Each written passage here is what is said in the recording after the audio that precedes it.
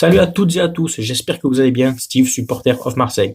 Voilà, je vous fais une petite vidéo pour vous souhaiter tout d'abord à tous, à mes abonnés, à toutes et toutes, une très bonne année 2020, qu'elle vous apporte tout ce que vous souhaitez, mais le plus important pour moi, ce que j'estime, c'est la santé. Donc voilà, je vous souhaite une très bonne santé à tous, de la joie, du bonheur avec vos proches, vos familles, avec l'OM aussi, on est là pour ça aussi.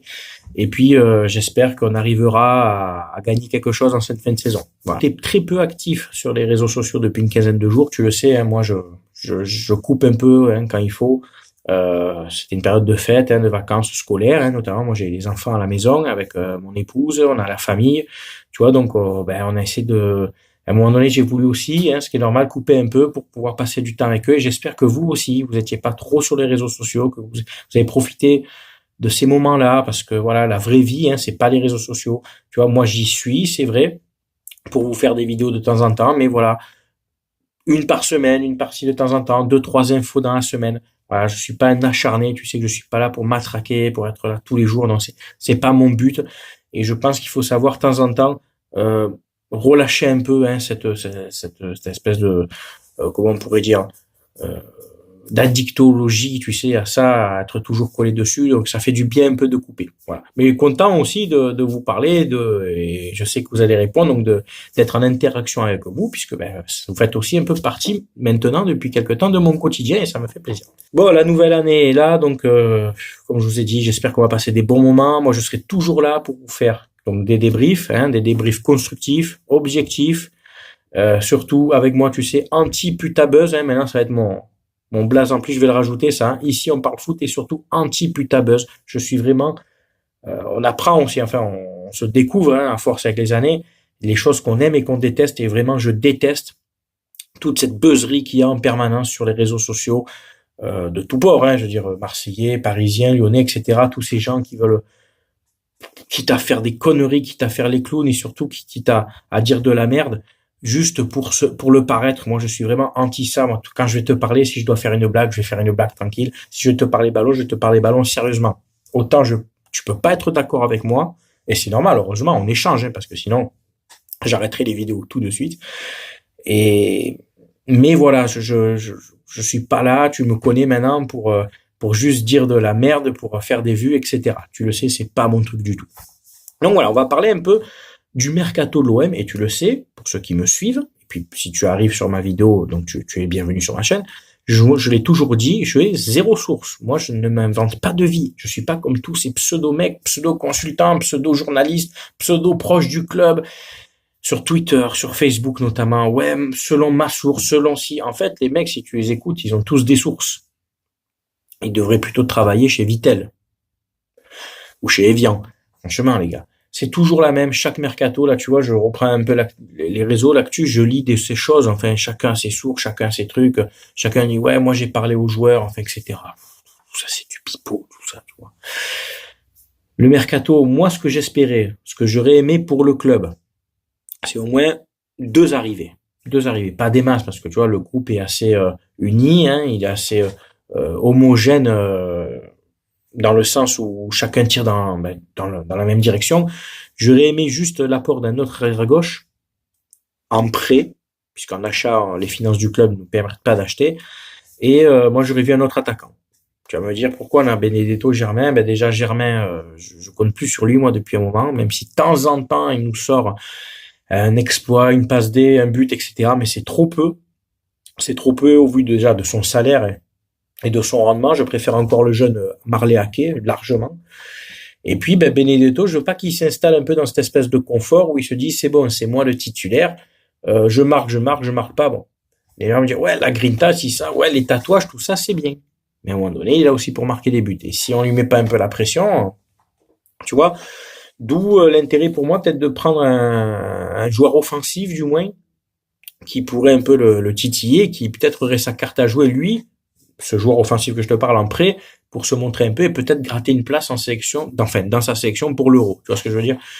Donc un arrière gauche et un attaquant. Bon, en arrière gauche, on a eu la rumeur Goulam. Fawzi Goulam. Pourquoi pas? Fawzi Goulam, qui est un ancien joueur de Saint-Etienne, qui joue actuellement à Naples, mais qui sur les 2 dernières saisons, enfin 2 saisons et demie, puisque là on arrive à la moitié de cette saison-là, à jouer à tout casser une trentaine de matchs. Et donc pas tous comme titulaires, hein, suite à des blessures à répétition sur le genou. Alors après, tu me diras, le risque, il est minime. Tu l'achètes pas, c'est juste un prêt avec option d'achat, mais il faut lui payer son salaire. Et est-ce qu'un mec qui arrive, donc à qui il va forcément falloir donner un petit peu de temps de jeu, alors qu'à ma vie étant d'une bonne dynamique, moi, quitte à prendre un arrière gauche, tu vois, je prendrais un arrière gauche qui est en état de jouer tout de suite. Ou un mec plus expérimenté qui acceptera d'être pas titulaire, tu vois, d'être la doublure d'Amavi, il y a pas de problème, et pour le faire souffler. Ou alors quitte à prendre un jeune de chez nous, ou tu prends un jeune de Ligue 2, tu vois, parce qu'il y a moyen de trouver un bon arrière gauche qui joue en Ligue 2. Attention, hein, faut pas croire, à la Ligue 2, il y a des bons joueurs, il y a des moyens de prendre un bon joueur, de le garder 6 mois, et éventuellement, tu vois ce que ça donne. Moi, dans l'absolu, voilà, je suis pas pour prendre un Fawzi Goulam dont l'état physique est ballant. Après, attention, c'est mon avis, tu peux débattre évidemment. Et après, on a eu quoi comme rumeur? Sturridge. La rumeur Sturridge qui sort tous les 6 mois. Bon, Sturridge cet hiver, pour ma part, on l'aura pas. Pour ma part. Après, s'il vient, tant mieux, mais je crois pas. On verra cet été. Et beaucoup de gens me disent, et enfin, j'ai lu surtout beaucoup de gens, qui disent oui, avec cet effectif-là, ça sert à rien d'aller en Ligue des Champions, on va se faire taper, il n'y a pas de recrues, blablabla, blablabla.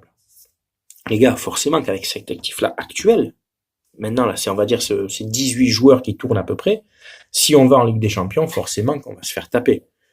Surtout en fonction du tirage. Pardon, mais c'est surtout qu'on va jouer le championnat, la Ligue des Champions, les coupes nationales. Et on a bien vu, on a un groupe donc qui est homogène, qui s'entend bien, mais ça suffira pas. Au niveau quantitatif, ça va manquer. Mais forcément, les gars, avant de dire ouais que cet effectif-là, on n'ira pas loin, tu te doutes bien que si on finit 2e ou 3e, qu'on va en Ligue des Champions, il y aura des rentrées d'argent. Il y aura des rentrées d'argent, des droits TV de Ligue des Champions, donc forcément, il y aura un investissement de fait. Je dis pas qu'on va acheter 10 joueurs, mais peut-être il y aura 3-4 joueurs qui arriveront, dont certains peut-être un en prêt en plus, pour arriver à 5 joueurs. Essayez quand même de pas de suite être médisant et négatif, dire cet effectif-là fera rien. Mais cet effectif-là sera forcément étoffé si on va en Ligue des Champions. Gamberger comme ça quand même, soyez lucides. C'est un groupe qui est bon, qui s'entend bien, qui vit bien. Je pense que pour peu qu'en plus on arrive à dégager le peu de joueurs maintenant qui nous servent plus à rien, parce que déjà l'été dernier on a viré Ubocan, les fins de contrat, Ubocan, Rolando, Abdenour, et j'en passe, j'en oublie, enfin on a vendu NG, tout ça, ces joueurs qui, tu vois, ils apportaient rien réellement. Là on recrute des mecs qui nous apportent, on n'a pas pris beaucoup, mais ceux qui sont là, ils apportent. Si on arrive à faire partir, bon, Sertic, il lui reste 6 mois de contrat, à part si on arrive à le prêter cet hiver, mais sinon, lui, il dégage, hein, Sertic, si on peut à la limite le refourguer chez son papa spirituel à Lyon, là. Et il reste Strootman, le cas Strootman. C'est vraiment celui qu'on a tous envie de voir partir. Seulement, le prêter un joueur comme ça, tu peux le prêter, ça se prête. Ça se vend même. Mais le mec, il a encore un contrat de 3 ans et demi chez nous, parce qu'il a signé pour 5 ans quand même, hein. Il a signé pour 5 ans, à 600 boules par mois. Donc si tu le prêtes, est-ce qu'un club va être prêt à mettre pour 6 mois, là, ou 1 an et demi, est-ce qu'il va mettre 600 boules par mois sur Strootman? Quand le club te dit, écoute, moi je prends la moitié de son salaire en charge, et toi l'autre moitié. Ben, dans ces cas, je vais te dire, moi perso, ça sert à rien. Dans ces cas-là, tu le gardes. Et ben, c'est un mec qui va te dépanner sur certains matchs, tu vas le faire jouer un peu en Coupe de France pour faire souffler Rongier, etc.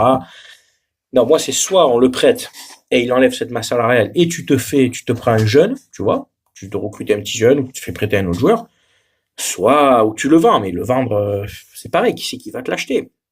Parce qu'il faut à un moment donné que tu peux pas forcer à vendre un joueur. Le club te dit bon, je te vends à, je sais pas moi, à Brescia là-bas ou à Botafogo, ce que tu veux. Mais si le joueur se met pas d'accord sur le contrat, il part pas. Tu vois, il faut que les trois parties se mettent d'accord. Souvent, je lis aussi, on veut déjà vendre Sanson, mais on vend pas Strootman. Mais les gars, pour vendre un joueur, faut qu'il y ait une offre quand même. Tu vas pas appeler un club, dis-moi, lui, tu me l'achètes direct. Et le salaire, tu lui donnes. Non, ça marche pas comme ça. Souvent, les joueurs que tu vends, c'est ceux qui sont vendables, qui ont soit une belle cote comme Sanson en ce moment, soit les joueurs que tu brades pour vite t'en débarrasser, comme NG, etc., et que tu arrives à faire ton agent, arrive à les placer en Russie. Forcément, qu'en fin de saison, il y a des chances qu'on vende un Morgan Sanson, au vu de sa saison. Après, si on finit 2e, peut-être que avec une revalorisation salariale, il voudra peut-être rester. Tu vois? En fait, tout ça, on se projette, hein, c'est des projets avec des si, tu sais comme on dit. Donc, non, voilà, dites-vous, pour vendre Strootman, autant faudrait-il avoir des offres. Voilà. Sur mon point mercato, pour l'instant, c'est tout. Le mercato vient de s'ouvrir depuis peu. Donc, il y a très peu de rumeurs. Je vous dis, ne croyez pas tout ce que vous allez lire. Tu le sais, il y a beaucoup de blabla, beaucoup de gens qui se servent de ça pour se faire mousser, pour faire parler d'eux. En fait, voilà. Et moi, tout ça, ça me gonfle. Tu vois, tout ces trucs-là, tout ce blabla de mytho, ça me gonfle. Bon, écoutez, on se dit à très bientôt. Dimanche, on joue notre 32e de finale de Coupe de France contre Trélissac, à Limoges, si je dis pas de bêtises. Le match est en début d'après-midi. Écoute, on va essayer de passer ce tour tranquillement, sans se blesser, hein, sans blesser le joueur. Il y a le retour de Thauvin qui a repris l'entraînement avec le groupe. Mandanda va être encore peut-être un peu protégé, donc pas de problème. Yoann Pelé, moi je lui fais confiance au vu de ses derniers matchs. Et puis écoute, si on peut faire un parcours en Coupe de France, et qui sait, parce que moi cette Coupe de France, tu le sais si tu me suis, j'aimerais qu'on la gagne, hein, parce qu'on a perdu trop de finales depuis la dernière qu'on a gagnée en 89. Voilà. Sur ce, je vous souhaite à tous de passer une très bonne fin de semaine. Portez-vous bien. Bien sûr, vous pouvez inviter tous vos amis sur ma chaîne YouTube, sur mon Facebook, sur mon Twitter, etc. Venir partager, commenter. Ouais, voilà, tu sais, c'est libre-échange. Tout le monde est le bienvenu dans le respect des avis de chacun. Voilà. C'était Steve, supporter of Marseille, et avec le plaisir de vous revoir. Allez, ciao, ciao tout le monde, à bientôt.